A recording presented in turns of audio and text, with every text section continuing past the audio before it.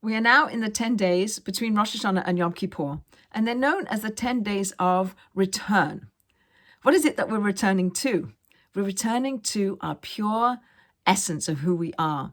We may think we're a body with a soul, but actually we're a soul with a body. The soul is the energy, the divine breath of God that is being blown into us constantly. God is constantly keeping us alive and blowing a holy soul into us all the time. So when we return to that, we understand that's who we are existentially. We are a soul with a body.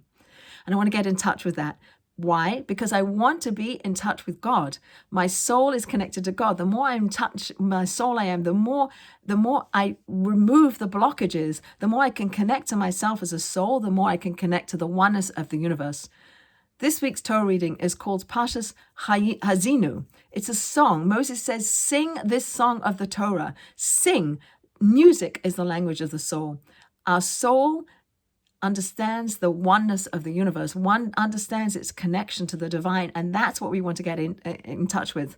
So when we get to Yom Kippur is a day where we step into our soul by stepping out of our physicality. And we're given 5 ways to do that. We don't eat, and we don't drink, and we don't wear leather shoes, and we don't put oils and creams on our body, and we don't have intimate relations. And these are physical things that lock us into our body. When we refrain from those things on Yom Kippur, it is the way in which we connect to our souls. So on Yom Kippur, we're connecting to our souls. We stand in the synagogue dressed in white, because we want to be like the angels, because we want to be somebody like a dead person, perhaps, whose soul is disengaged from the body, because that's where we can have this more intimate relationship with God. When I recognize that I'm a soul and I'm in touch with my soul and I'm returning to the purity of my soul and I'm asking for forgiveness and I'm in a desirous relationship with God, an intimate relationship with God, that God is there waiting for us to return to have with the divine. That's what we're looking to achieve. At the end of Yom Kippur, we say, Shema Yisrael, listen up, Israel, there's only God. God is one. It's all God. There's only God. We say it over and over and over again. We're recognizing that we're part of that oneness. On Yom Kippur, there's an energy of forgiveness, that God forgave the Jewish people for the sin of worshiping the golden calf after Moses went up onto Mount Sinai.